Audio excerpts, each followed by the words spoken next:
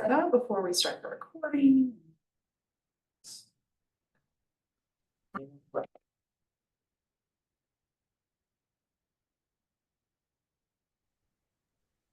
Hey, everybody. Sorry I couldn't make it in person. Oh, no problems. All good. I'm probably going to be on mute a lot because there are babies in the background. So to minimize distractions, I'm just going to keep myself muted unless I am talking. No worries. No worries. Right.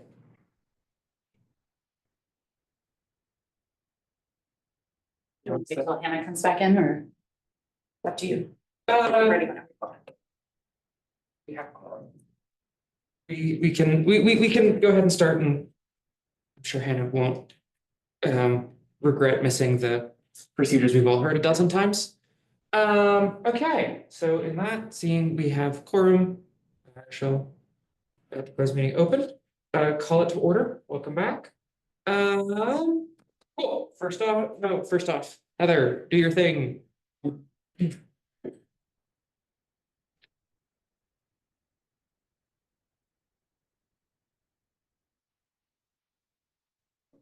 Welcome, everybody. My name is Heather Sandine, and I'll be serving as the technical host for tonight's meeting.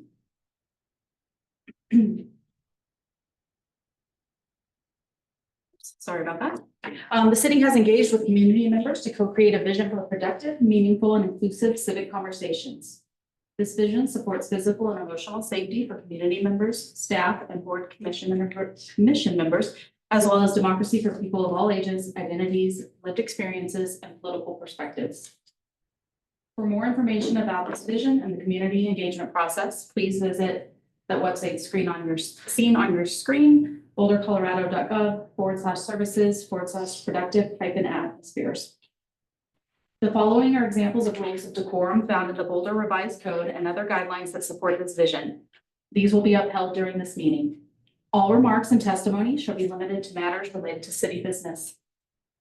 No participant shall make threats or use other forms of intimidation against any person.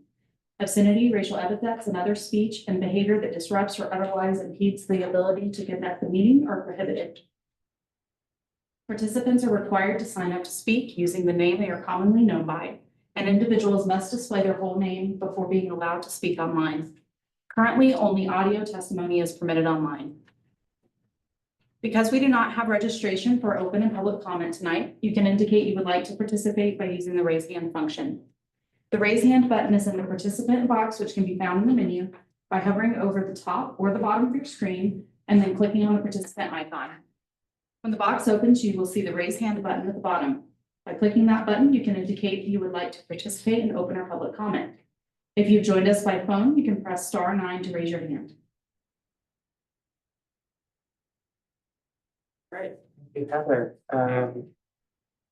And I would like to again reiterate, especially in light of recent events, how much we stand by those rules and how much this is a space that any kind of bigotry will not be tolerated by myself as long as I am chair, and hopefully by the rest of the board. So just on the record and for clarity, that we stand by that. Next, approval of the minutes. Cool. Motion to approve, and I'll second that. All those in favor? By hand. Hi. Great. That passes in unanimously. And with that, do any of our public participants wish to speak? If you wish to do so, raise your hand.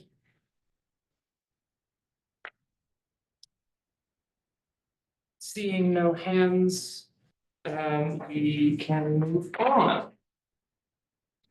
With that, jumping into our discussion items for the night, starting off with our Excel partnership update. Sure. I'll tee this up and I'm going to turn this over to Caroline Elam, who's joining us virtually for the record, Jonathan Cohen, Director of Climate Initiatives. So we put this item before the board this evening as an informational item because there's a lot of discussion taking place right now and probably will continue to ramp up over the next couple of months around our Excel Energy partnership as a reminder, and I think Carolyn will go through a lot of the details about how we got to where we are, but a lot of the discussion is leading up to a study session that we have scheduled with City Council on March 13th to talk about the partnership and the fact that we are at a point in time where our agreement gives us the opportunity to put something before voters to opt out of that agreement. So there's a lot in motion right now with respect to the partnership, but also the work that's going on in regular course of business with respect to a lot of the proceedings at the Public Utilities Commission around reliability and rates and emissions. So I thought it would be useful to spend a little time orienting the board. We've not had a conversation with you in some time about Excel and our utility provider and the role it's playing in helping us achieve some of our environmental and sustainability and resilience goals. So again, an informational item, just seeking any thoughts, any comments, any feedback that you have. And if there's follow-up that's necessary from staff, we can certainly bring that back to the board. So I want to introduce, I know many of you, we should all know or should know Carolyn. She's been with us. She was with us last month as well. But Carolyn, if you want to introduce yourself for the record, and we don't plan on doing, Carolyn does not plan on doing a PowerPoint presentation, more just an update so we can be conversational. Right, thanks, Jonathan. Thanks, everyone. And again, great to see everybody.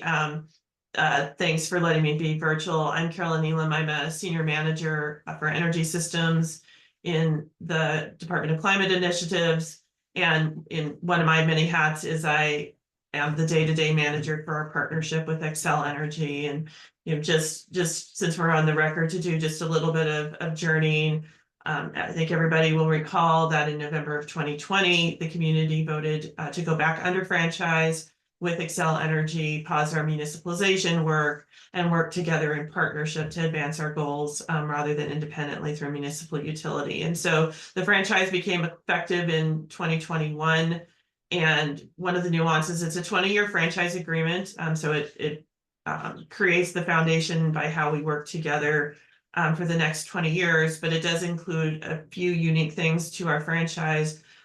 One is performance-based milestones around our grid emissions. And so there's multiple of those. We had a presentation from council last year on the 2022 target, which I can come back to just to when we talk about kind of progress overall. There's another one that is a 2024 target, and then there's future looking targets as well, all of which are intended to show clear trajectory towards our community's goal to eliminate emissions associated with grid electricity use. The other thing built into the franchise is the ability to reconsider our continuance of the franchise as it exists through the 5-year anniversary points. And so each 5 years within the franchise, there is an opportunity through either a council vote or community decision to exit the franchise if we so choose. And the end of this year is the first anniversary, so the first 5 years. And so if, for example, we wanted to exercise that exit point, whether it's to pick up municipalization, just exit the franchise for any reason, or do something else, we have that opportunity to make the decision this year and to put Excel on notice of that by the end of this year, that we wouldn't proceed. I will describe this as, less about do we want to exit or not, but really these milestones afford us the opportunity to do what we've tried to ingrain into our department's work. Thanks to one of our longstanding colleagues since retired, is this emergent learning process, right? These milestones present a great opportunity for us to pause and reflect on, what were the goals of our partnership together when we laid out this franchise, the partnership. How have we been doing? Where are the opportunities? Do we end up where we envisioned? And if not, why? And then vision forward, based on what we've learned and what we've reflected, where do we want to head? And so that's the framing of the conversation we intend to have with City Council on March 13th and support their conversation as well as a broader community dialogue. So at a high level, that's what we mean when we talk about the franchise anniversary and milestones. And I will pause and see if there's any questions just architecturally around what I just said in terms of the milestones and and how that plays out in terms of a affirmative decision or not to continue forward in the franchise. I think we're all good here, so unless Alex has any questions, then I think you are good to continue. Perfect, great. So again, yeah, structuring will be joined by our partners at Excel on the 13th.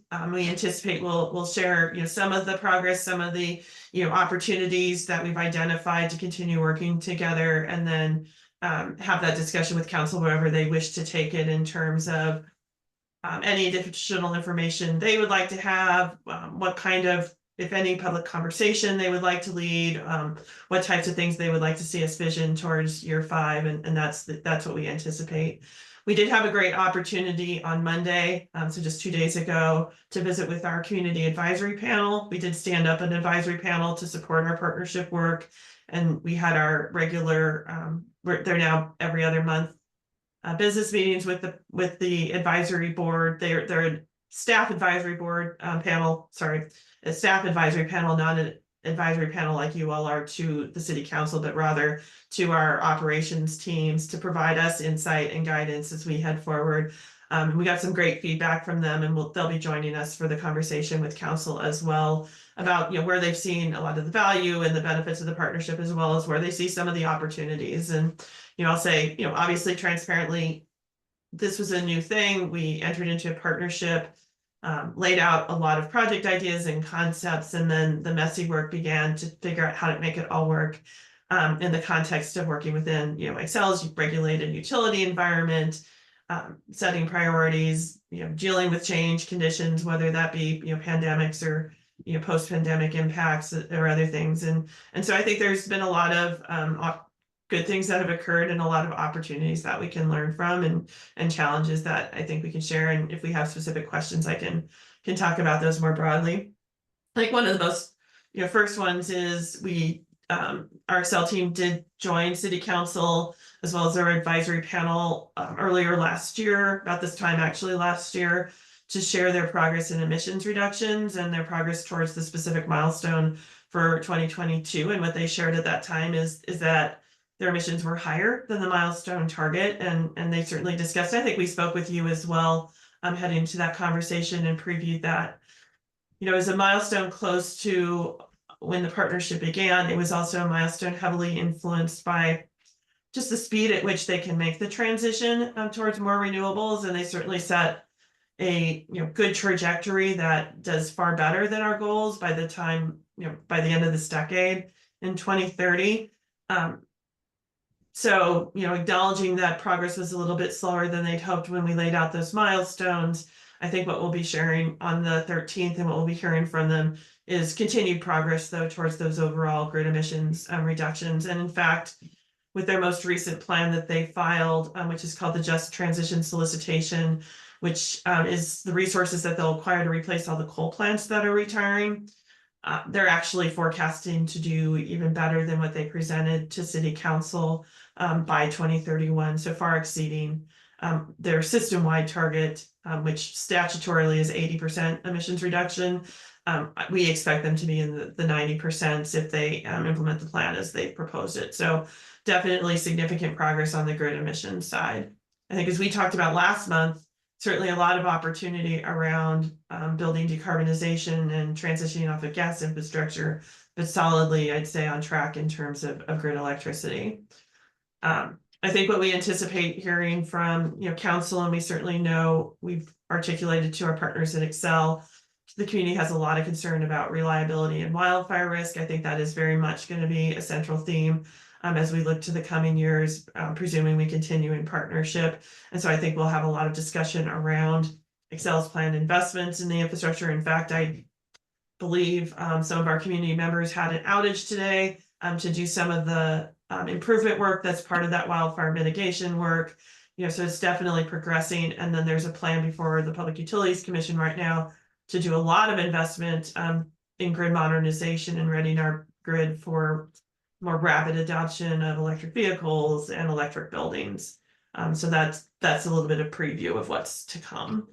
I'll pause there. Jonathan, anything you think we should loop in and add specifically, or maybe open up dialogue and just generally hear. I mean, we certainly like to hear from the Environmental Advisory Board, any perceptions you have or what you're hearing from the community about our work overall with Excel. I'd say, one of the challenges is I think a lot of people understand, very tangible projects, like we built this thing, or, we did this very discrete project that you can go and look at and touch. And there hasn't been a lot of that. There's been a little bit of that within the partnership. I'd say the breadth of the benefits is really, having that seat at the table, being able to plan forward in some of these, large investments that they're going to make over the long term, and our engagement at the Public Utilities Commission, which is a little bit, softer or squishier to talk about in terms of benefits, or really quantify in terms of emissions reductions, and just acknowledging that challenge. And then obviously, as I said, reliability and wildfire risk is front and center of concern. And I know that our community is going to want to hear a lot more about that. Pausing, Jonathan. That was super thorough. Thank you, Carolyn. The one piece that I might comment on is our relationship. I say our, meaning the community's relationship with Excel, obviously is very complex. As a city, as an organization, Carolyn and our department is responsible for the partnership activities. Though I will just say that many of the interactions take place at all different levels across the city organization, and so it is very complex. We don't assume to cover and be responsible for all of those interactions, but I think just as it comes to the strategy and how we really advocate for and really move forward with the company to help our community achieve its objectives, that's where we really fit in. And I really want to also applaud the work of the advisory panel. Again, this group was brought together and represents diverse interests across our community, appointed by both the city and Excel to advise that work and the work plan. And so I just want to appreciate their ongoing efforts, obviously, and really advocating for strong representation and the work that Excel should be doing around helping us achieve our energy goals, essentially. So that's different than like a board like this. It is, yes. Okay. Yeah, Can you thanks give for some the. examples of like what types of backgrounds are on that? Yeah, sure. Carolyn can go through the list, but from a business representation, a renter. So starting to represent like more of like advocacy, just thinking of the people that would be most interested and the voices that we need to make sure are heard as we roll out the various strategies and work plans that were identified. And Yeah. I think we have a great website. Yeah. Okay, good. Yeah, and I think you hit on it, Jonathan. I think one of our key goals was not to require people to have technical expertise or really understand the utility model, but really to bring that customer viewpoint. And so we did an initial recruitment in 2021 after the community vote to stand up the franchise. We got, I can't remember the exact number, but I think it was over 100 applications from the community. We seated an initial panel of 17 individuals. We've had, some attrition over time where, folks have either moved out of the community or, transitioned to other roles, whether that be, serving on another board in the community. And we have an open recruitment process right now. So we took applications and we're in the selection process to refill a few seats on the panel. But we have a number of our residential representatives who themselves have been in various stages of the building decarbonization journey. So bring a lot of lived experience on how that was for them and how their interactions were, where the opportunities are. We have had some people who at least started as renters in the community and became first-time homeowners here. And then, we have a representative from the Boulder Chamber who seats on the panel. And then in our new recruitment, we're expecting to get somebody from the Boulder Valley School District as a representative of the school district organization. And then looking to fill a few more seats to fill out that diversity. I'd say broadly, we certainly know that the panel doesn't hit all demographics across the community. And so one of the things our panel talks about is how we can do outreach and get feedback from underrepresented groups. I mean, we understand that it takes quite a bit of commitment to sit on these advisory panels, and not everybody has the ability to do that. And their voices we definitely need to hear through forum. And I think that's a work in progress for sure. But they're a great group of really thoughtful folks. So we have somebody from the University of Colorado as well that's a dedicated seat on the panel. Okay.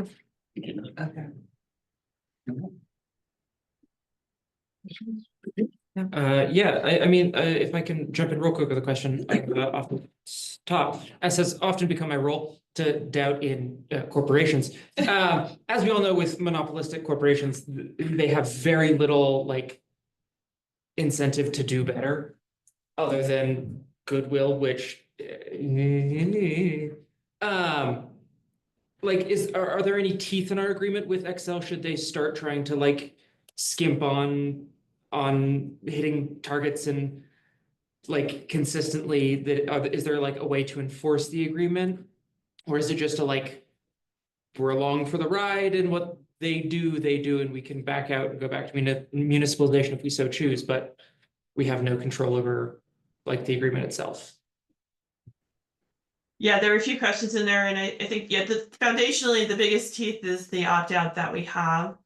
Technically, it is a contractual agreement, though, so there are things within there that, if we so chose, we could, litigate, whether it's less, I'll say it's less around like the performance milestones of the missions, but more the tactical components of like how they'll work in our public right of ways, and what the timeline is to give us designs that we need, and those types of things that are really kind of foundationally in the franchise. And I think, to the extent that the city wished to pursue that, I have not known too many municipalities who have sought to really try and enforce that through the court system. So, it's obviously a risk that we have. I'd say the greatest power we've gained, honestly, as a staff member through our partnership with Excel is really the entree that gives us into our work at the Public Utilities Commission. Certainly, as a customer of Excel who's committed to a partnership and a franchise, we carry a little bit different voice than as a community who wanted to exit our utility and form our own. And so we've definitely had a far different conversation with our commission and our other stakeholders in the utility commission process that I think has created a lot more strength in advancing our goals than perhaps where we were when we were out of franchise and seeking to municipalize, right? This commission definitely listens to us in a different way, and we've been quite effective in that landscape, which again is not necessarily through partnership with Excel directly or them necessarily. It's not a teeth thing as you ask specifically, but certainly I think it's kept us on track and making good progress towards our goals. And I will say, certainly like one of the biggest things I meant to mention is when we settled and went back under franchise with Excel, like one of the big things that I know our community was interested in was seeing more undergrounding work. And they've certainly delivered on investing that 1% fund that was available to us, including the makeup. And, I think we're way on track on that, understanding that those projects are very expensive. And so, a lot of money doesn't go very far when it comes to undergrounding, but certainly they've been showing up positively. I think it's in the softer areas of, what does it mean to advance projects or, those discrete things where I think it's going to be a little bit more challenging. I just want to make sure that if you had a follow-up to a response. I mean, no, Justin, Excel is not the company that I have the most issue with. I think they've done a great job from everything that I've heard. I just wanted to make sure we weren't just like locked into a partnership that we had zero. No, and I think listening to the question, want to offer a couple of comments that might provide a little bit of clarity to the question too. And first, while the agreements that we have with Excel don't provide for penalties for noncompliance, I would say that the opt-out is pretty sizable in terms of teeth, I guess, as you described. And so it might be helpful too, the words that we're using around franchise and agreements, just to break that down a little bit so everyone understands. When we talk about a franchise as a relationship, it's really a contractual agreement that a city has with their utility provider.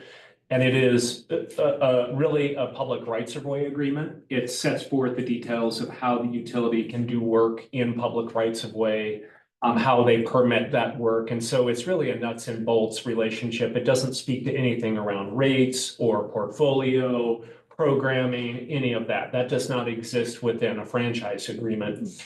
But when we talk about franchise agreements, it's the one point at which cities have an opportunity to negotiate for a thing. Oftentimes, whatever the thing is, companies a franchise as a side agreement. So we started way back in 2010 when our franchise expired to really evaluate what do we want and how do we actually use the opportunity of our franchise expiring and renegotiating a new franchise, which gives them essentially the continued exclusive right to serve in that territory. So when we abandoned, when we suspended municipalization in 2020, we created 3 agreements with Excel. The first is the standard franchise. And I don't want to I want to make sure that you understand the criticality of how we negotiated and what our franchise actually does allow. The idea that we have these opt-outs based on year-over-year emissions milestones, or this year as just a 5-year anniversary, is fundamentally different. Franchises are typically 20-year agreements. You sign it and then you talk about it again in 20 years. So the fact that we were able to tie and insert this opportunity to opt out, and that is now kind of a standard application for other cities that have franchises. So it's a really, really important element that we were able to craft in that agreement. So the franchise is the first. The second agreement was what we call our settlement agreement, because we wanted to retain some of the benefit of the work we had done on municipalization, that if we were going to suspend, if we end up going back, we didn't want to lose ground. So the idea there is that we negotiated some certainties around purchase price of assets, how we would deal with substations, how we would deal with the transfer of the assets. And so the settlement agreement really speaks to, if it doesn't work out, then what happens? So that's the second legal document. And the third is the partnership agreement. And the partnership agreement really lays out how we as a city and community, what our goals and objectives are around energy, how those pair up with what Excel is trying to accomplish, and what are the tactics and things that we want to do to get from here to there to achieving some of those things. That's where it also laid out in the agreement that we had an advisory panel, that we would meet regularly with executives to talk about progress. So I just wanted to give some clarity that there are 3 legal documents, and this being the 5-year anniversary gives, and again, it doesn't suggest that that's where we're going, but that's why I think the conversation is a little bit heightened right now, because we are at that 5-year anniversary and an opportunity to look at how are things going? Do we feel confident that we are making progress? Should we continue on? Should we opt out and do something different? And doing something different does not mean we would go back to municipalization necessarily. It just means that we would opt out of the franchise and they would have the obligation to continue to serve. We functioned for 10 years without a franchise, so we could go back to that, but there are some implications and risks to that too. So I just want to make sure that color was brought in. That's helpful. Yeah, thank you for the clarification. I have no questions for the moment. So the partnership agreement, so you talked about, Kevin, you talked about emission goals and things like switching over to renewable energy. There's some goals in there. Are there any goals for putting wires underground? We talked about it and there was a little bit talk on that, like to what extent are wires underground right now in Boulder? And I'm asking this because I know they're not in my neighborhood, and then there's a 5-mile-per-hour breeze go through. Mhm. We're the first house to lose power, the last house to get power back. You wanna start and I can follow, or vice versa? Yeah, and it broke up just a little bit, but I think the question is around, within the partnership agreement, the extent to which undergrounding or reliability more broadly is addressed. Is that correct? Did I hear that correct? Yep. Okay, great, thank you. Yeah, the sound just cut out for a second, so thank you. I just wanted to make sure. So there's a few things within the franchise and the partnership that relate to advancing our community's goal to see more of our infrastructure moved underground. So the first one was what I mentioned, which is in the franchise, which is that Xcel reserves up to 1% per year of the revenues they collect from the community for community directed undergrounding projects. And the intent behind that fund is really so that, if we're doing a transportation project, reconstructing a road or putting in a multi-use path, and we want to move the overhead utilities underground as part of that project, then we can direct them to do that. And all of those projects under Xcel's guidelines have to be in the public right of way. And so they certainly don't serve major swaths of our community where a lot of the overhead infrastructure sits in the back of people's yards or in private easement. Where we put those dollars to use is we undergrounded along North Broadway. When that roadway project was reconstructed, we did a project along 19th Street, which was part of the multi-use expansion project there. And then we're just wrapping up the undergrounding out on East Arapahoe. And that's from Foothills out to, close to the golf course there. And that's to allow for the multi-use path expansion and ensure that to put that multi-use path, we're not having to seize like property that's part of like the apartments and other buildings there. So the fourth project that will be done will be Chautauqua. Some of that work is underway, which will underground all the overhead lines that traverse the open space up to the water tower there, as well as that are in the leasehold area and abut the leasehold area, which is one we flagged as an important one for wildfire mitigation, just acknowledging the risk particularly there, as well as to improve the view shed of our historic park there. So that's inherent in the franchise agreement. 1% sounds like a lot. It's done some pretty robust projects, but that's it. That's roughly $16 million contained across those 4 projects that I represented. Separately, within the energy partnership, we certainly have goals around reliability and resilience and some exploration of how we can streamline the process for undergrounding. One of the projects that was completed is we did produce a how-to guide for the community. So we do have community groups who have wanted to undertake undergrounding projects on their own. They've banded together, or even individuals. And we created a how-to guide that helps better navigate that, identify clear contacts with each of the utilities to try and facilitate that. And one of the biggest challenges is, of course, who bears the cost of undergrounding is all regulated, right? And so there's only so much that Xcel can do within its regulated construct, but finding ways where we can lean into process streamlining or other things. We're in discussions with them right now to explore how to better quantify the broader issues that we have and start to develop more strategies around that. We don't have quick solutions today, but just naming that. And then the other thing I would add is that Xcel has proposed a number of undergrounding projects as part of their wildfire mitigation plan. Again, that's largely not going to address, particularly in the south end of town, where we have a lot of overhead lines that run back behind homes. But it's, would address, for example, like the overhead lines up near NCAR, and some of the stretches that are in more of our wildland areas. So at least would address some of the wildfire risk reduction opportunities. So I think we once estimated the cost to underground all of our overhead lines were roughly. I might get the split wrong. We're either 40% still overhead and 60% underground. Or the reverse of that. Is it the reverse of that? 60% overhead and It is. 40% underground? Thank you.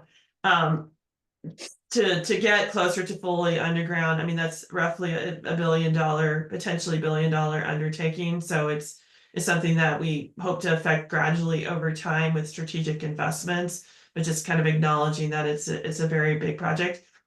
I never miss the opportunity though to name this as most of us can't distinguish whether the overhead lines have been improved or not, and we see them and we're very concerned about them and wind events and their condition. And there is a lot of work that can be done to make the overhead system safer as well. And that work has been going on. So things like using insulated wires so that those wires are not creating sparks, replacing poles that have defects in them. And that's a lot of the work that's going on. So just because it's overhead doesn't mean it's not being improved and made safe. There's still a lot of work to do, but I just acknowledge that we all feel a lot safer when it's underground, but just knowing that there is a concerted effort to also make the overhead infrastructure safe as well. And I say that, and I know that there's still a lot of areas in town that need a lot of work, as we certainly saw over the recent weekend. The $16 million spent, was that since 2021 or is that? Correct. Mhm. Okay, this is my capitalistic rant. Excel Energy is a very well-funded with lots of good revenues, and they have board members who've made more than $16 million in 1 year. So that number to me is kind of small, but I understand the limitations that we work under. So, but I think, I really strongly believe they need to invest a lot more into safety and reliability of the grid. And the how-to guide, I appreciate that. I may look it up and see if I can find it. Yeah, and coincidentally, there was even a meeting with a community group this afternoon for a neighborhood-led project as well. So it's definitely something that's undertaken, but we also know that's not really an accessible solution for most. So just acknowledging that. And I agree with you, it doesn't go very far, and it's definitely not enough to do all that we want, and we need to be looking at some other strategies as well. We're certainly arguing for more undergrounding in testimony that we'll be filing next week with the Public Utilities Commission in response to the wildfire mitigation plan. So we're certainly making the argument that more needs to be done.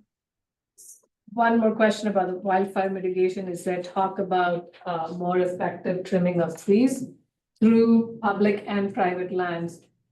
You know, if a private property is given easement to the wires, it is still Excel's responsibility to come in and cut the trees, and I really don't think that's top of mind either for them. So I don't know if that's addressed. Yes, so certainly vegetation management is a key component of this plan, and I can't off the top of my head quote you the number, but there's hundreds of millions planned over the next 3 years in vegetation management. A lot of the focus over the last recent years were up in the mountain areas, and so like there was almost $18 million spent clearing the line that runs from our hydro up near Netherland down that run in recent years. There's been a lot of work in the community. I think there's a few things of note. As with everybody, they are resource constrained. It's challenging to get enough crews to get out there and do all the work that needs to be done. So part of this plan is, to create some enhanced capacity there. And then, they continue to run into challenges. And some of this is on how they communicate and how they coordinate, just for transparency, but going onto private property remains a significant challenge. And many people are very concerned about having them on their property and doing tree trimming, and I know that that's been an ongoing barrier. And they're certainly trying to work in community to get it done, but it certainly slows down the process a lot. To try and work into those spaces, and so certainly a lot more of the vegetation management has been happening in the right-of-way areas where where the entity that they're working with, but just, yeah, definitely acknowledging it. And also acknowledging that that's an ongoing thing that has to happen, and they've certainly been behind in vegetation management in our community. It's been the cause of a number of outages or areas of town where we see more frequent outages, and definitely working with us to try and improve that. But my infomercial is, it is important for people to let them in and do some of the tree trimming, because that has been a barrier. And my last point that I'll make is that you talking about Excel Energy being resource constrained. Here's my issue. Excel doesn't come out for vegetation management, at least in the private neighborhoods. They have outsourced it. So they are trying to cut costs even with that. I strongly believe that if they were to do it themselves and they had their own crews and they did not outsource that, that is not something they should outsource. It's a key component of their business. And they should do it on their own. They will be able to do it effectively. But the folks that they outsource to show up, and most of the private homes ring the doorbell, walk away. Really, there's no, forget the word that started coming to mind. But anyway, that's just how Excel looks at it. And I think slowly over time through accidents that they're gonna come and pay more attention to it. But as of now, I don't see it happening. I think it's an interesting point. Sorry, I raised my hand. Is that okay? Okay. No, I appreciate the comment very much, and one of I think the challenges, and this is not in defense of Excel in any shape, but most utilities do subcontract out that work for a variety of reasons. One, that most communities expect a level of service that is done by professionals, meaning they know they are certified arborists. They're not just coming in and doing a traditional, if you know this term, topping a tree or bee cutting a tree, which is really detrimental to the tree and ends up creating susceptibility to disease. And so they do like to have certified people that know how to do that work. But your point is a really important one. I think that veg management is a consistent issue in virtually every jurisdiction that every utility, I think, is challenged with, I would just say. And a lot of times they will go through and they'll do one section of town and they'll work their way through. And by the time they're done, they have to go back to the original section. And so just developing a strategy to really manage the vegetation and make sure that, you know, if you're going to be planting, you're planting site suitable species that aren't going to grow into the line. So there's a lot that goes into that we try to partner with them on. But I agree. I think that there's opportunity for improvement. Huge. And the last comment on the undergrounding, just so you're aware, appreciate your comments on accelerating and the importance of accelerating undergrounding. The reason that we spend, and Carolyn and the rest of the team spends a lot of time at the Public Utilities Commission, is oftentimes, again, not defending Excel, but the way the business model is set up is one that they replace like for like, meaning if there is a need to replace a particular line, that cost is built into their O&M to replace it the same way it was and do some upgrades. But because of it's significantly more expensive to underground and could be more complicated, that there are not funds that are socialized across the entire system to do that. So the question becomes how do we push Excel to understand where their most vulnerable parts of the system are to say wind loading, snow loading, vegetation, et cetera, and prioritize undergrounding those. And that's really what's starting to shake out, I think, in the wildfire mitigation plan. The commission is paying, I think, really close attention to how do we get to a place where the lines are going to be protected, that we're doing what needs to be done to make sure that they're not a risk or vulnerability to the communities that they serve. Yeah, I think total cost of ownership is a theme of some of the testimony we'll be filing next week, which is, if you just look at first cost of capital, undergrounding never wins. But if you start to think about reliability, risk of knockdown, other, ongoing vegetation management, we think it's far more cost effective. And so that's certainly one of the arguments we're planning to make. Okay, thank you.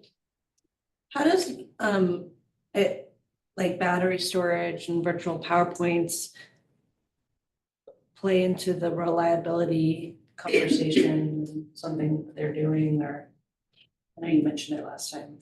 Yeah, no, and I think it's I don't know that anybody knows the answer yet, but more broadly, I can say, certainly Excel has had some programs. Our community members have participated in a lot of the pilots around adopting batteries, and I think understanding the role they can play to deliver broader community level reliability is part of the point of the hopefully grant that Excel received from the Department of Energy to study virtual power plants and start to dive into what are the benefits and what's the financial model that makes sense for you and me to be able to participate in those. Foundationally, the focus of theirs is going to be more on just delivering power, but I think the same learnings will translate to like how do those same resources provide better local resilience. Microgrids is certainly something that we want to have a broader community conversation around. We throw the term around a lot, but not necessarily hone in on like what is the thing we're solving for, and then what are the technologies that get us there. We just kind of talk about the tool without the application. So that's something that we as staff are going to be leading some community engagement around over this next year to really try and bring a little bit more specificity to those types of terms and kind of the long-term strategy. So a lot more to come. I think for sure they play an important role. I think even the simple things of putting more devices in so we can sectionalize the system so that not everything has to go off. Putting some redundancy so that if we have to shut one side down, the other can still work. I think there's just even those simple things that can enhance resiliency, and then you go even farther by taking advantage of solar energy and battery storage and distributing it throughout that. So I think all the utilities and our Excel included are starting to dive into that a little bit more, but nobody's got the silver bullet yet. Yeah. Do you guys feel like you have leverage right now with this thing coming up? Like, are you planning on pushing Excel in any way? And do you think that there's real leverage given that we could? Yeah, I mean, I think as staff team, we're here to support our council in the conversation, and so I would just kind of put it that way. We would not presume like where our council wants to go or not. Obviously, an opt-out is an opt-out and obviously it means something if we're choosing to be in franchise or not choosing to be in franchise. How that truly translates into leverage is, I think challenging to try and quantify. I mean, certainly if I were Excel Energy, I would want to remain in partnership. I would want, it to be pretty clear that the community wants to continue because that means something. And I think a community that chooses not to because it's dissatisfied would mean something. What that really results in is I think a to be determined. Jonathan, anything you would offer? I'm trying to navigate what is a somewhat challenging question. I was grateful that you jumped in and took a swing at that one. No, I think Carolyn said it well, which is, I think it's a subjective question in terms of whether or not the partnership has been sufficient. Has it delivered on what we anticipated? And are they the partner that can get us where we want to go? And weighing that against any alternative is complex. And I think there are a good number in our community that would just assume CS out of partnership with Excel because they are a regulated monopoly. Others prioritize different things, right? That they are established, that they are a big company, that they are making good progress on their emissions commitments. And so I think the question then becomes, what would the relationship and the partnership, how would it look different than the last 5 years? What do we want to emphasize in terms of where we are now? Let's take a look back to say, what we were able to accomplish, how are we working together, how do we use that to inform the next 5 years, if that's where we choose to go. And so I think there's always leverage on both sides, that the alternative is, there's a lot of implications, for sure. And if that's the direction that our council and community chooses to go, then as a staff team, we're prepared to do that. We've been here before. We worked on it for 10 years. We know what it entails. But again, that is, I think, a really important conversation for our council to have. What happens after the March 13th council conversation? Sorry, you probably told me, but. No, it's okay. So really, it's the session with council is to give them a sense of how things are going, what we have accomplished, give them an opportunity to weigh in on whether or not they believe that's been satisfactory or not. Be able to say what they would like to see if the relationship continues, and if council is in a place to say, this is not working out. We'd like to let our community vote on whether or not we continue this partnership. They can do one of a few things. By 2/3 vote, council can vote to opt out on their own. They could, I don't believe that they would do that, but again, speculation, just my historical perspective. They would want the community to weigh in on that. So they could, in fact, put that to a ballot. They could put that on the November ballot, affirmatively. The other opportunity is, they don't do that, but there is a citizens-led petition that puts it on the ballot in November. So I think But otherwise, it goes forward. Correct. We would stay in our agreement. We have other milestones, other opt-outs coming up. So based on the emissions milestones, we have others. We have another opt-out in 2030, in another 5-year anniversary. So yeah, I think there are a lot of opportunities just to continue to refine and make sure that we're getting what we believe we should get out of the partnership. And just to make sure I heard you right, oh, sorry, Alex, I saw you want to talk too. You said we're on track for a 90% emissions reduction by 2030? Electricity. Electricity. Oh. Yeah, I think you quoted me right, and it's over, so it's Excel's statutory requirement is measured against a 2005 baseline, and statutorily they have to be at 80% emissions reduction relative to that 2005 baseline. Last year, what they presented was closer to an 87% reduction compared to that baseline.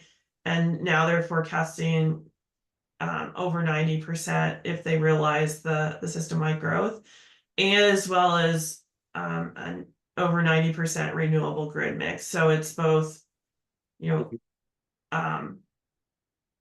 those measurements are like how many hours of the day are delivered by renewables, and then how does that compare to the so it's a complicated kind of pulling of levers, but it's still pretty spectacular, and that's system wide. There's going to be, in the coming years already, there's going to be days of the year and days of the week and hours of the day where we're 100% emissions free. Which is pretty significant as well. So there's a lot of opportunity to think about how we align, how we use energy in ways that help them go farther beyond the system-wide goals and progress. But I think it is a really tremendous accomplishment. And for all transparency, like trying to close those lost percentages for a system-wide grid is really hard.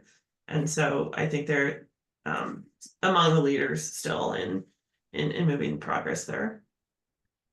They should still go farther and faster, just to be clear. I am from Boulder, and I will tell them that any day of the week.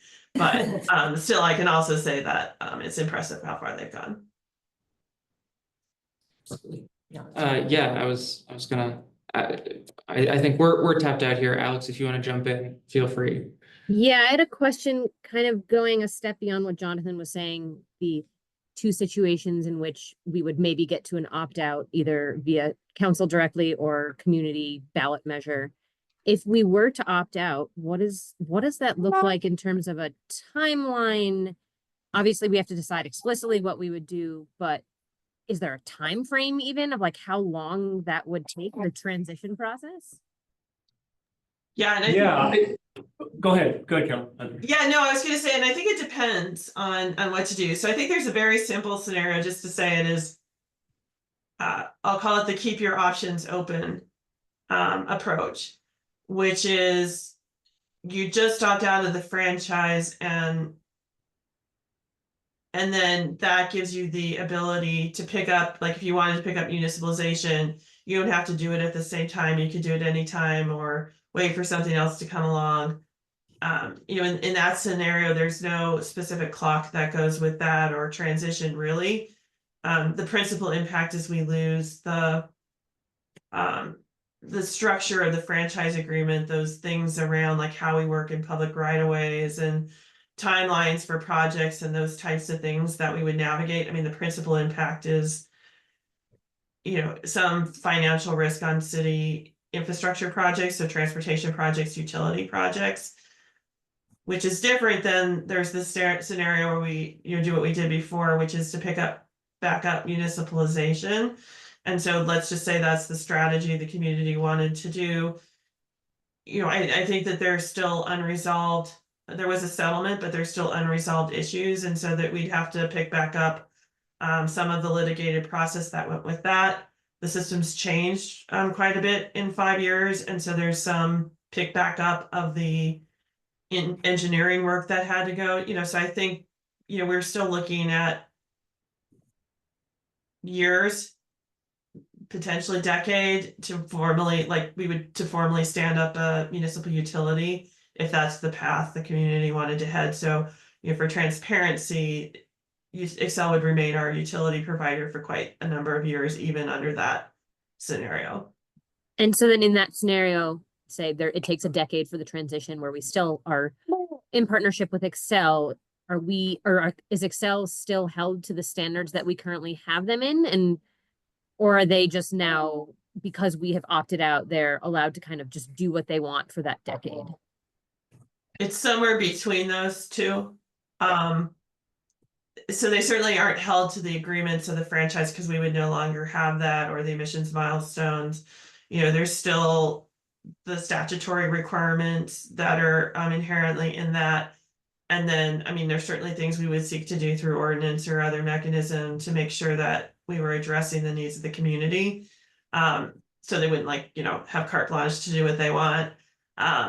But certainly we wouldn't have partnership and we wouldn't be working on joint projects in the way we are, because I think it's safe to say that, if we're seeking to exit, I think that's a message to them and they would just meet the minimum, standard of what they need to deliver in terms of their obligation to serve. And Alex, a little bit of color just on, I think your question of what it would look like to opt out, and maybe clarifying the point that Carolyn made that it could be up to a decade. So when we went through the decade-long process to municipalize, I would say we got about 80% of the way there. And when we suspended, we did put in those safeguards that I described in terms of purchase price, but that likely that some of the things that were in that agreement might be litigated. And so we would have to finish the condemnation process. So it doesn't mean that we would, it would take 10 years to municipalize. It would probably be a good number of years before a utility, a city-owned and operated utility was up and running. And so Xcel would continue to be our service provider during what we call the cutover, the transition period, because there's a point of you have to go through the legal process to buy the assets. Those assets have to be separated from Xcel system. We have to do the engineering. We have to figure out how we actually maintain that system, buy the poles, trucks, wires, all the stuff to maintain a system. So a lot of that work had been done in the muni process. We have to dust a lot of that off. We have to renew and refresh a lot of that work. So if there was a vote to opt out, we would not immediately go right into municipalization. I don't think that our community is ready for that. We need to do some of that analysis to understand what is the ultimate cost. We have to actually issue debt to purchase the distribution system from Xcel. And then there is a separate item of the impact of the loss of what, and I'm getting really wonky now, what's called the franchise fee. So each year, Excel collects 3% of gross retail sales in each community, and they remit that to that community. And that goes into general funds, typically for police, fire, other general fund purposes.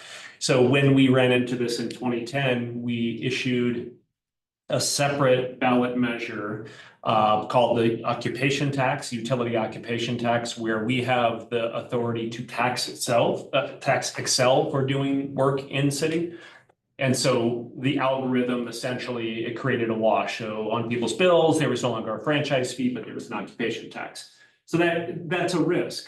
We would have to move that forward at the same time if we were going to opt out. Otherwise, we have a pretty sizable, about a $4 million, $3.5 to $4 million impact on our general fund budget. So there's a lot of implications and a lot of parts and pieces, and that's why I would argue pretty loudly that if we opt out, we need the time to determine whether an opt-in is municipalization or an opt-in is something else, or we live in some kind of no franchise space for some period of time until we can make an intelligent and informed decision.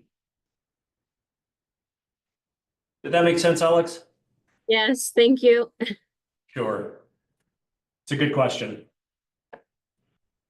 And any further questions, Alex, or? I am good at the moment, thanks. Okay, so unless anyone else wants to jump in on Excel, anyone else have thoughts, questions, concerns? You talk about Excel all night. Feelings? Yeah, don't ask that any concerns. It's too broad of a topic for when you talk about utility. Yeah, no, that's. But no, my- thank my- you all. This was great practice of questions and great questions for us. So as we go into the 13th, but definitely, yeah, looking forward to those conversations. I feel like I wish I personally recorded a couple comments. I'm going to play them for the utility. So just appreciate you all. Thank you so much. We always appreciate hearing from you, Carol. Yep, and I'm going to run away. Please do. Go back to writing testimony for the wildfire mitigation plan. But thank you all. Great seeing you all. Bye, Carol. Thank you. Enjoy, have fun.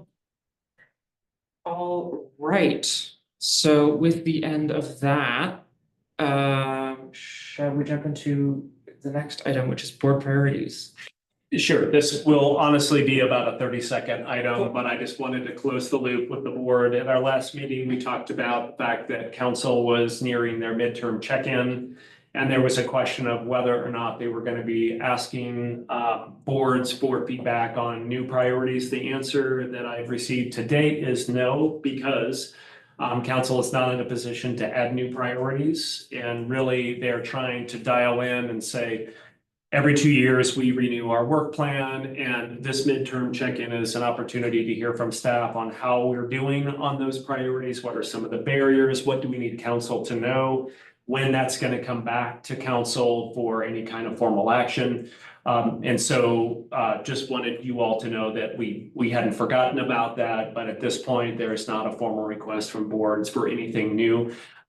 Next year, we will go back into the typical, like, what do you think our priorities should be for the next 2-year work plan? Absolutely, great, thank you for the update. Yeah, so with that, I think we move into the public hearing item for the discussion of our next board chair. So with that, we begin with presentation. Jonathan, define presentation for me. Sure, thanks. I'll pause. I'll just kind of vamp here for a second until there we go. It's just killing time to get back in. Yeah, so typically the way the board handles a change in the chair position is that if there is some discussion about some passing of the torch, so to speak, we have no real formal way to do that. The board it's at your discretion on who wants to serve. We talked about this at your last meeting on trying to create some consistency of who might step into that role in terms of tenure, et cetera. The formality of that is that the board does need to do a public hearing on that. So what I would suggest and advise to the board is that you have a conversation about, kind of a summary of the discussion you had at your last meeting about who would, assume the role. And then as the chair, current chair, you would open up the public hearing, see if there's any comment from the public on, your essential discussion. Close the public hearing and then offer a motion, and anyone can make that motion and have that seconded, and you can vote on it, and it'll be as simple as that. Delightful. Thank you so much. So with that, I will do a brief summary and overview of what we talked about at the last meeting. So talking about the passing over of chairship. It's been a little bit fuzzy in past years as to exactly how that happened, but the tradition has been around over the board member with the longest tenure who has not served as chair before. And so that leaves us to, I think you both. Just first. Yes, you joined a few months earlier, didn't you? You were like sick, you were in the interim. You meaning Alec? Alex. Yeah. Pointing to us. Yeah. I don't Yeah. think- Is that not Yeah, I right? started in March of 2023. Is that right? Wait, yeah, I started in March. Yeah, one of those, but yes. So, that being sort of the general process, and of course, if we want to get into like a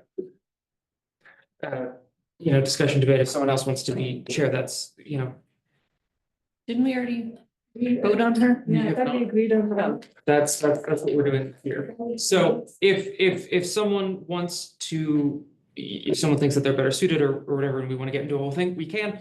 But that's sort of the general tradition, and I think what makes the most sense going forward. And then this is just a sort of more formalization of that process. So, sorry Yeah. to interrupt. So anyone could make a motion at this point.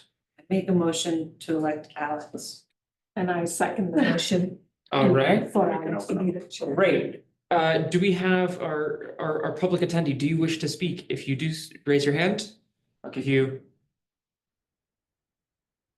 Okay, seeing no public desire to participate, we can move on. No, take a vote. We can move on to taking a vote for the thing, yes. Sorry. No, you're good. So all those in favor of the motion on the table, appointing Alex our next board chair. Are you in favor, Alex? I think she can abstain. and Am I say- allowed to vote or do I abstain? You could- You're allowed to vote, yeah. Just want to make sure you still want the job. I can vote in favor. Delightful. So that passes unanimously. So beginning in the April meeting, Alex, that you shall take over as our next chair. I will finish out this meeting and do our next one, and then I will no longer be here, and we will have Alex as our chair. Yeah, any questions, comments, thoughts, concerns? Did you apply to get back on the board? Did I? Yeah. I did not. It's a tragedy. I am such a delight. All right. You- You name without your will, you will be missed, so. I'm glad to hear that I at least made some amount of impact. Jumping on to our next item. Anna, do you want to talk briefly about plant-based food and how we're Yeah, I doing just with other wanted boards? to give everyone a quick update.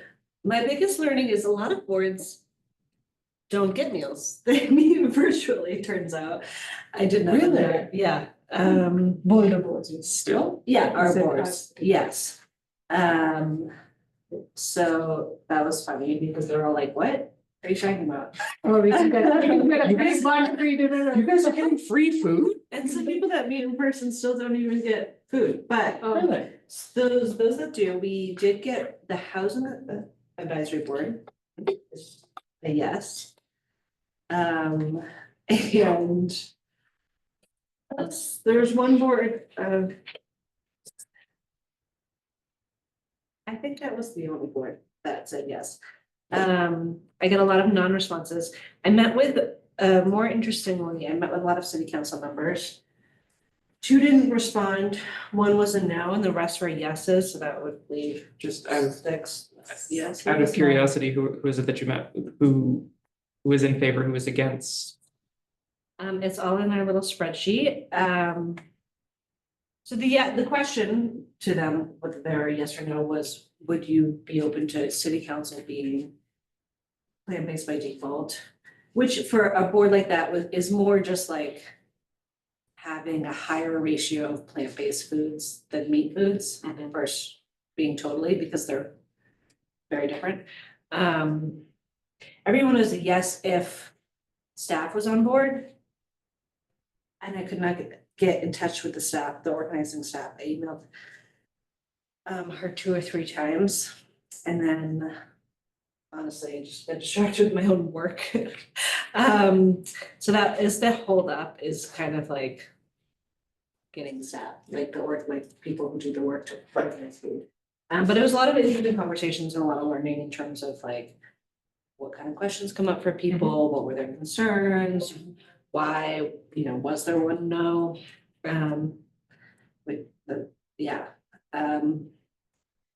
But six people were like, yeah, I mean, that's just the voting majority. I think that's a indication perhaps to staff around like willingness around council to do stuff on food. And in an interest in the climate perspective of what this brings, so whether they adopt it or not, because I'm still trying to get in touch with Alicia, it shows, real support. And then, yeah, most of the, on the board thing, I'll go ahead and follow up with. I mean, there's really not a lot of boards that actually have food. I think Parks and Rec. There's like, in planning, like, there's just a couple other ones that actually are doing food. So the leverage is small there. But lucky us, thanks for the food, guys.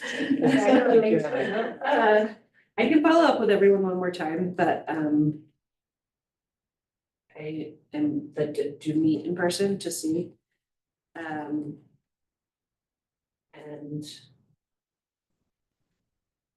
let's see if there's any more interest there, but so that's the update.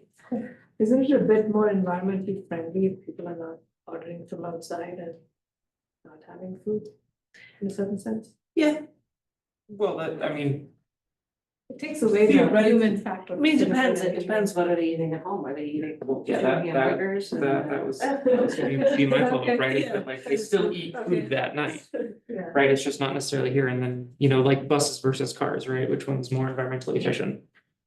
But I don't know if there's any advice from Jonathan in terms of perhaps reaching staff. It just felt like, and yeah, I just felt a little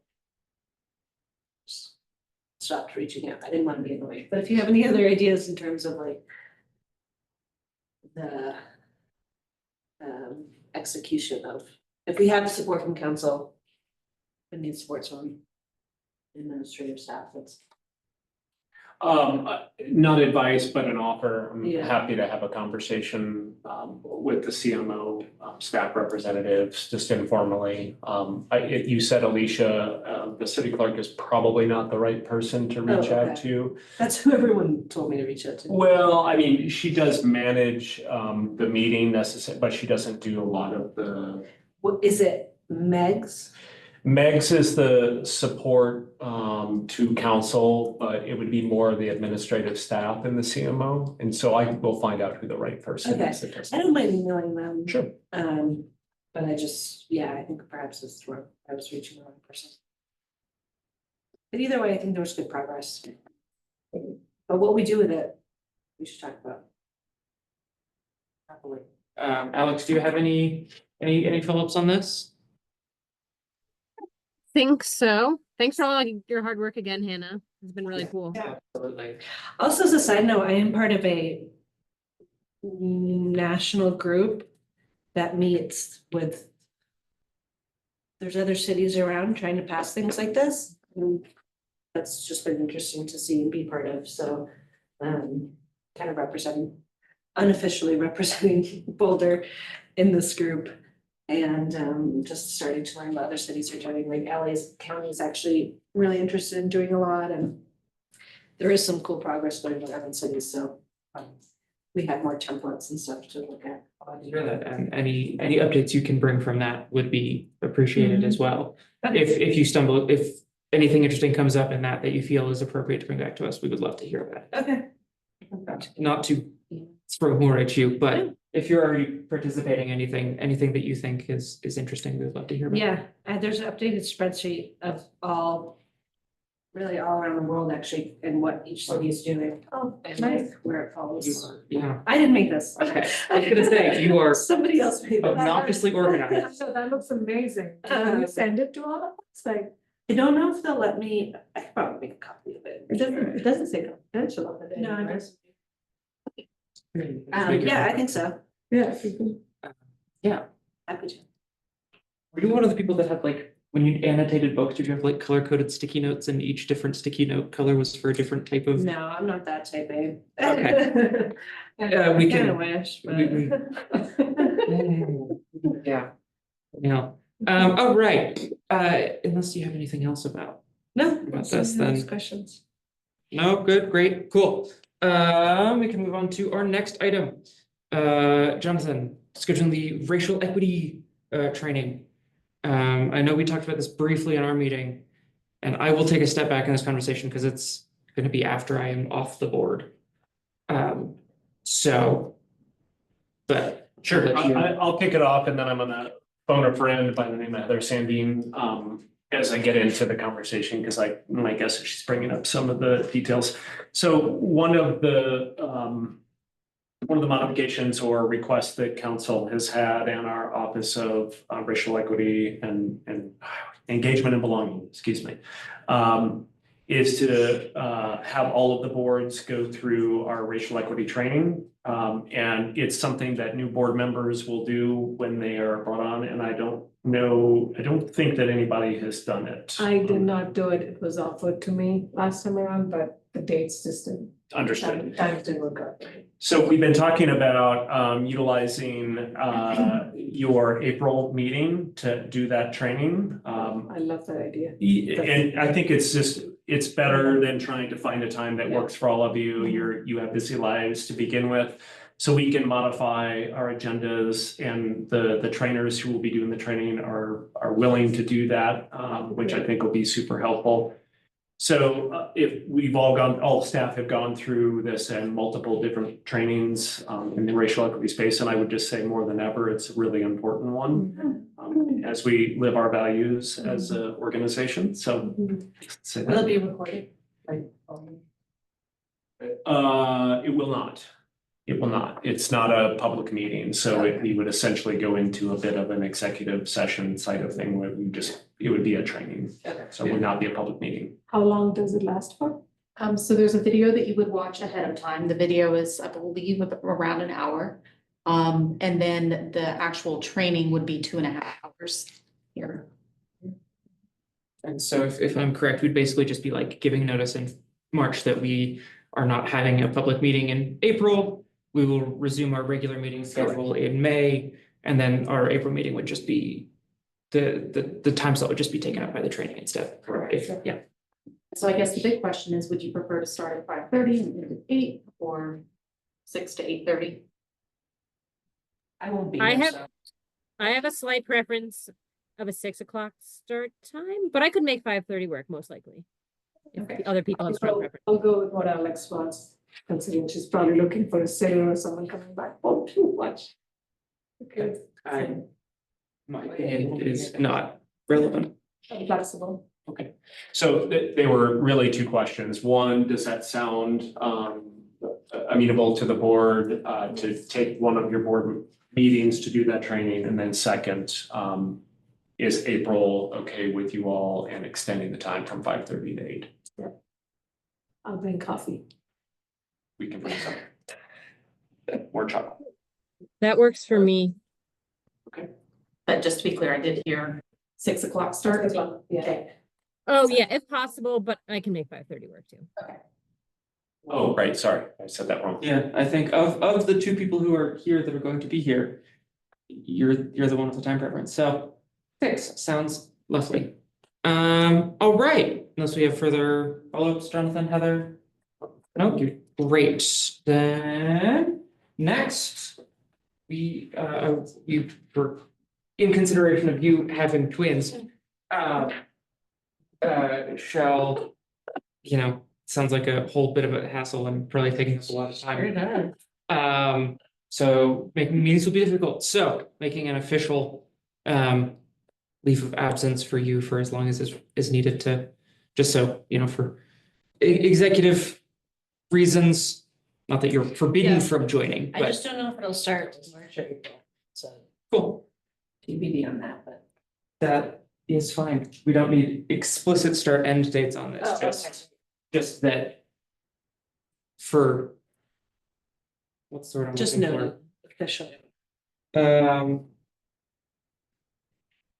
I'm not gonna be able to find the word. Yeah, Compliance. that, but not quite that word, but similar. But yeah, so I'll put that forward as a motion. Second. Cool. All those in favor? Aye. Great. Congrats, you won't be, yeah. And then, You can bring the babies in. I mean- and have them hang out back there. I've asked for insurance, we have a whole daycare. a whole play date. Yeah, you can just have 4 parents, 1 babysitter. I could Start offering childcare. Yeah, exactly.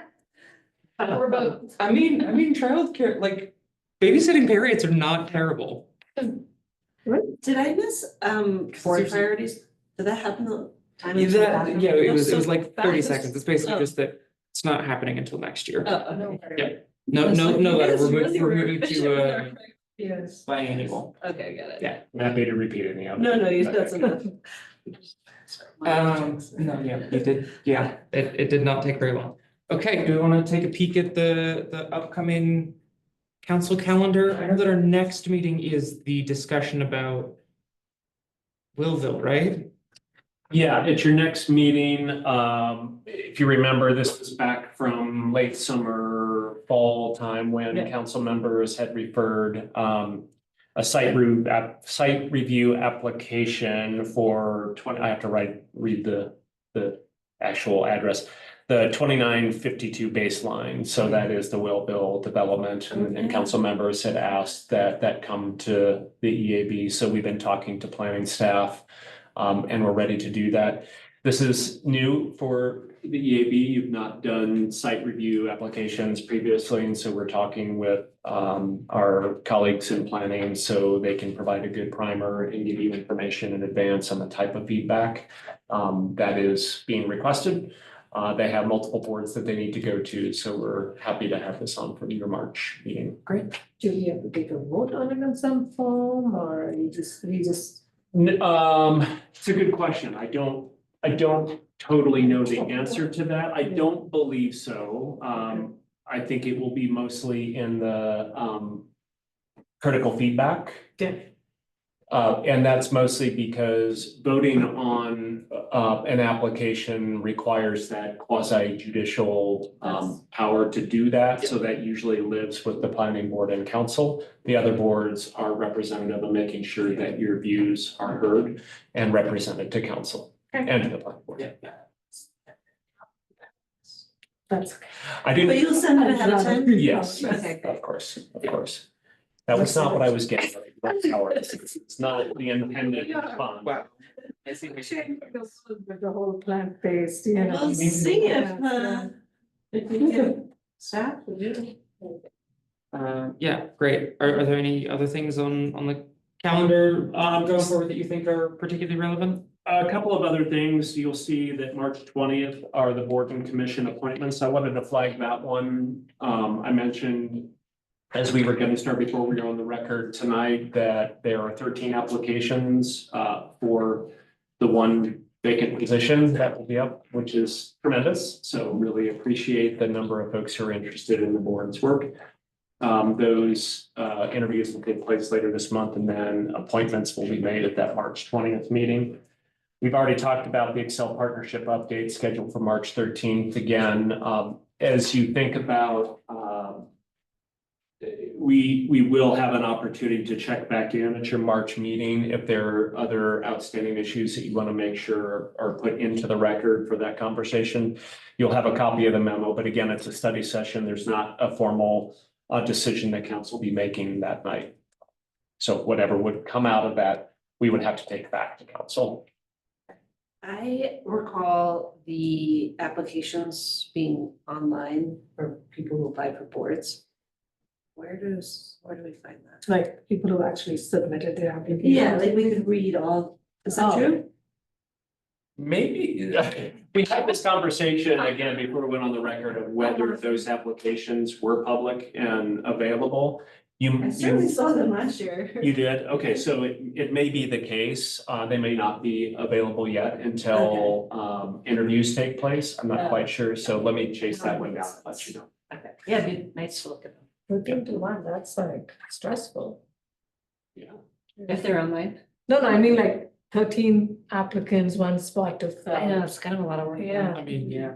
I think we actually had more and a couple were true. ineligible because they lived outside city limits. That's or correct. something. Yeah, I think there were 15 to. Like 10-minute interviews, no. How long the interviews, do you remember? I think, yeah, 10, 15 minutes? 10, 15 minutes, yeah. So Heather and I will be doing those along with the council member, Do you know who, That's a which long council day. member you're gonna be? Councilmember Adams. Okay.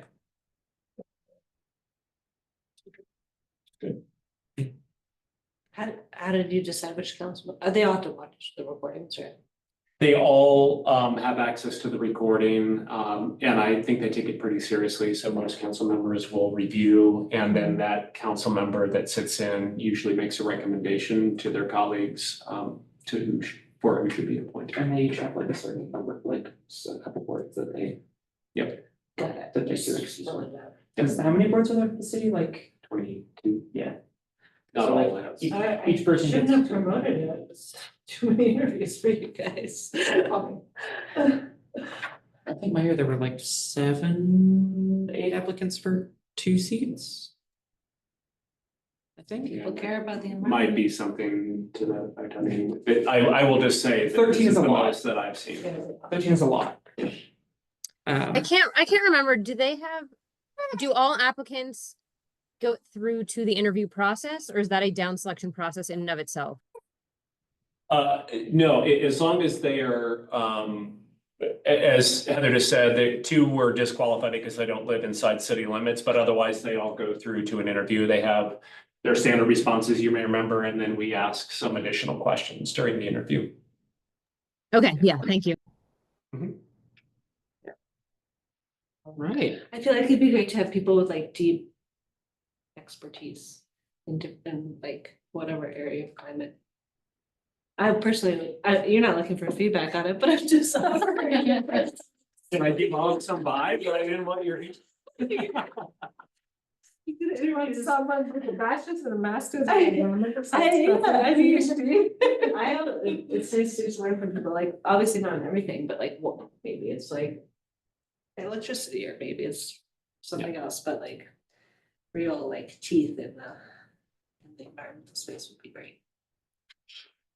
I will say we are losing our angry socialist, so that is a role that. Someone's gonna have. I heard a little bit of. I was impressed. No, I.